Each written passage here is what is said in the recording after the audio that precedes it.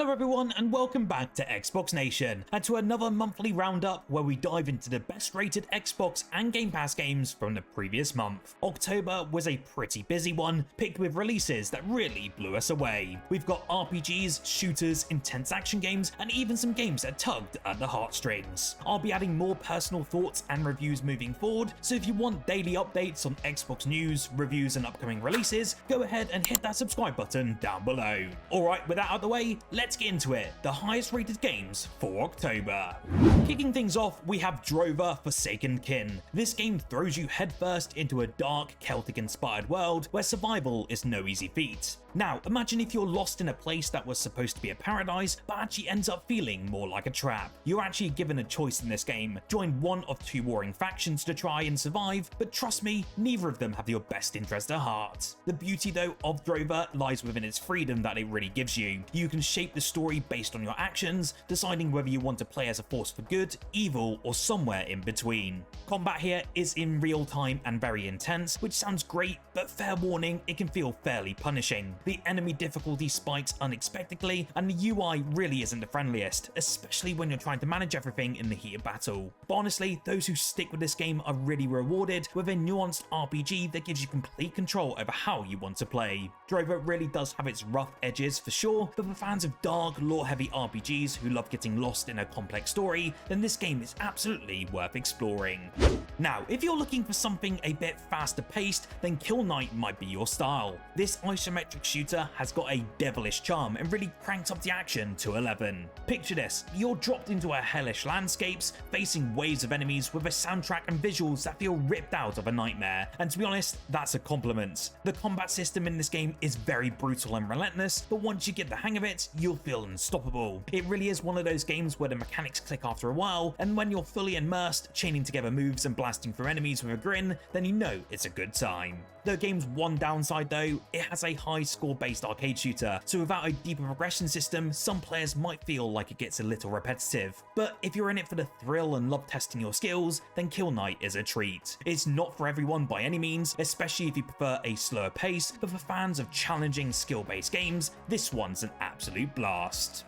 Next up, we have Metaphor ReFantazio, and wow, this game was on a lot of people's wish lists, myself included, and it blew us all away. It's from Studio Zero, the Persona 5 director Katsura Hashino leading the charge, so the anticipation was incredibly high. The big question this time around though on everyone's mind was, will it feel like Persona or Shin Megami Tensei, or will it forge its own path? Honestly, the answer to that question, it does a bit of both, blending familiar elements of each game with a fresh twist that makes it stand out as something truly unique.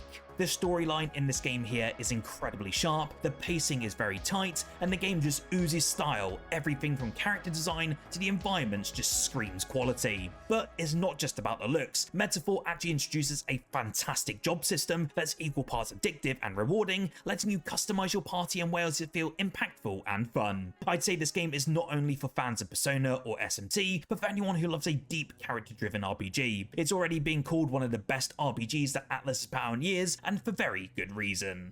Alright Sonic fans, you're gonna love this next one. Sonic Cross Shadow Generations took the classic Sonic Generations formula and really did supercharge it. Imagine speeding through iconic stages from Sonic's history, but this time you've got twice the amount of content. You're not just playing as Sonic, Shadow also has his own levels, adding a darker and more intense twist to the action. The level design here is pure Sonic brilliance, plenty of creative obstacles, hidden paths, and some epic boss battles that genuinely keep you on your toes. And it's not just about racing through levels this time, there's a whole new story, collectibles to hunt, and challenges that bring out the best or worst in your platforming skills. Graphically, it's received a very nice boost as well, making the whole experience feel very fresh and visually stunning. It's basically the remaster that Sonic fans have really been dreaming of, and if Sega keeps this quality for future remasters, we're in for some incredible nostalgic trips. Moving on to the very big guns, quite literally, let's talk about Call of Duty Black Ops 6. I'll admit, I was a bit skeptical about this one, thinking it might be another safe entry in the series, but I was completely wrong. Black Ops 6 really is a return to form and then some. The single player campaign mixes classic high octane missions with more open-ended exploratory levels, and then out of nowhere it throws in supernatural elements and boss fights, which is honestly wild for a COD game. The movement system has also been revamped with something called omni movement, which lets you move in much more fluid and natural ways. This really enhances the gunplay, adding more depth and strategy to every single encounter. Multiplayer in this entry is just as polished. Zombie mode has also got that classic survival feel we know and love, and while it only launched with only 2 maps, they're some of the best in recent Call of Duty history. To be honest, Black Ops 6 is so highly regarded, and I recommend it to everyone, and really does have something in it for every gamer.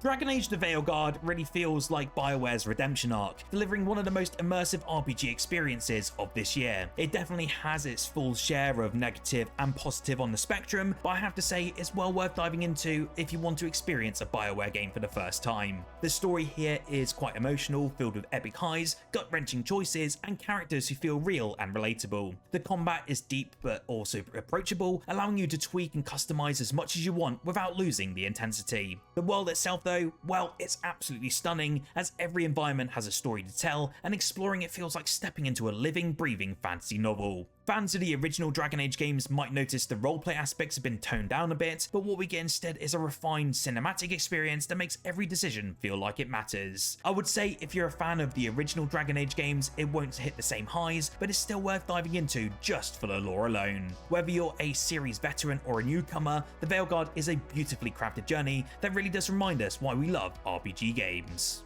On the darker side of things for October, Diablo 4 Vessel of Hatred took players into a haunting new jungle setting and brings the Spiritborn class into the mix. Fans of the base game will absolutely love exploring the Hantu jungle with its eerie atmospheric vibe. The expansion actually gives you a kind of brutal hack and slash action that Diablo fans crave, complete with a cliffhanger ending that'll leave you wanting more. The Spiritborn class is incredibly versatile as well, and experimenting with different builds makes replaying it a ton of joy. What's also cool though is the return of the Diablo 2 style runic words and the mercenary system as well, which really adds a layer of strategy to solo play. If you're running through the new Dark Citadel endgame content with your friends, it's an absolute blast. While the price might feel high for some out there, Vessel of Hatred is a promising step for Diablo 4 fans hungry for fresh content. For all of you anime lovers out there, Dragon Ball Sparking Zero is just a total fan service extravaganza. It takes everything we loved about those PS2 classic and really dials it up a notch. The combat here is very fast, ferocious, and feels like an episode of Dragon Ball Z. The story mode is packed with tons of iconic moments, and the custom battle mode really adds tons of replay value, letting you pit your favorite characters against each other with no holds barred. The character roster in this game is also absolutely massive, and while balancing isn't perfect by any means, there's so much to dive into that you might not even care. If you've always wanted a Dragon Ball game that really does the series justice, then Sparking Zero is the one for you. It's made with the love of fans, and it really shows in every punch, blast, and power-up. Then we have a bit of a smaller title in Redacted, a roguelike from the team that brought us to the Callisto Protocol, and to be honest, when I saw this game, it really did intrigue me, especially coming from that studio. Imagine the horror and dread of that game, but now you're a prison guard in a twisted, ever-changing facility. Every single run in this game is completely different, thanks to randomized enemy placement and layouts, and the roguelike elements keep it incredibly unpredictable. The horror vibe does actually make it quite intense, and the strategic approach required to survive each encounter is incredibly satisfying. The cast of characters you meet as well are very diverse, each with unique abilities that add depth to the gameplay. Although the game may not reach the same heights of Hades or Dead Cells in the same sort of genre, it really does offer something fresh for survival horror fans, making it definitely worth checking out at the low price points.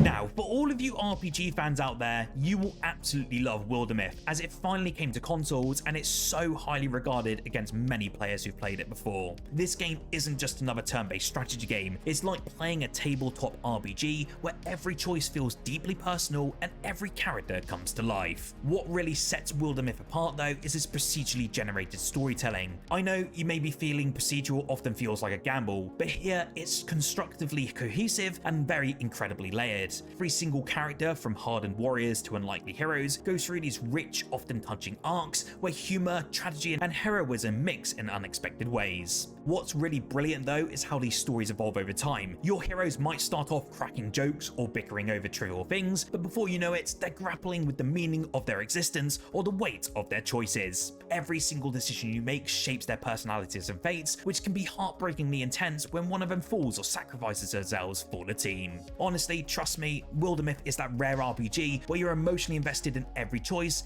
every battle, and every hero's journey.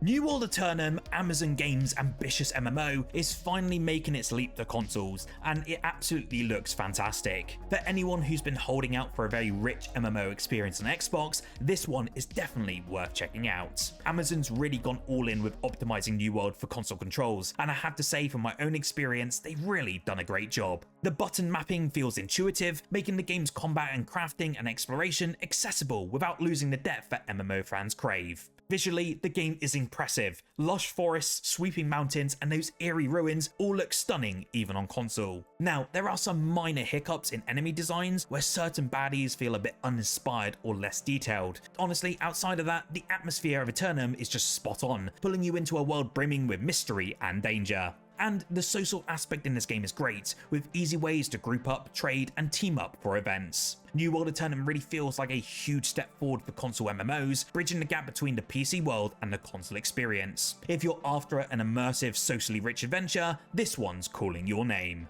NEVA by Nomada Studios is simply put a work of art. Seriously, this is a game that feels like a living, breathing painting. From the studio that brought us Gris, NEVA combines that hand-drawn visual style, hauntingly beautiful music, and fluid animation to create a world that feels so alive you almost want to reach out and just touch it. The story follows Alba, a young protagonist journeying through a world filled with danger and beauty, and trust me, her journey is an emotional rollercoaster. Each of the game's 4 chapters is carefully crafted, with weight and meaning in every single step. There are intense action sequences, quiet moments of reflection, and just jaw-dropping set pieces that make NEVA feel like an experience than a traditional game. The blend of music, visuals, and storytelling creates something truly special, and something that Nomada Studios really excelled at with Gris but have elevated in this experience. NEVA feels like a world of its own though, one filled with mystique and intangible emotion. It's heartfelt, it's visually stunning, and it's one of those rare indie games that sticks with you long after the credits roll.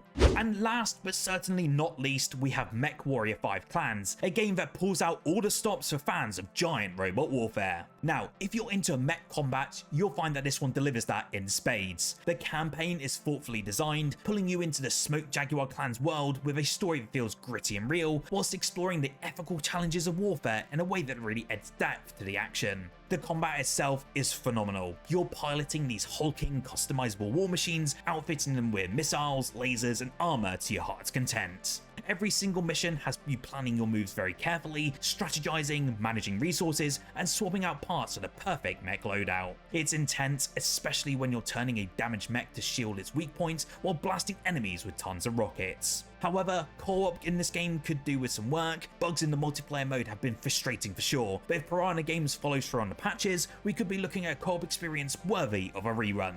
Even with these bugs though, MechWarrior 5 Clans has that pulsing, pounding combat and customization that makes every single mission feel like a high-stakes operation. It's gritty, tactical, and just all around a blast for anyone who's ever dreamed of stepping into a mech cockpit. MechWarrior fans, this one is for you, and it's available right now on Xbox Game Pass. So there you have it, that's the lineup of October's highest rated Xbox and Game Pass games. From emotionally driven indie gems to action-packed classics and RPGs, it's been an incredible month for Xbox players. Let us know in the comments below which one you're most excited to try, or if you're already hooked on one of these titles. Don't forget as well to like the video if you enjoyed, and subscribe and hit that bell for more Xbox news, reviews, and updates from us every single day. Thanks again for watching, and whilst here, why don't you check out our most recent video, as we covered the brand new games that are coming to Xbox Game Pass for November and beyond.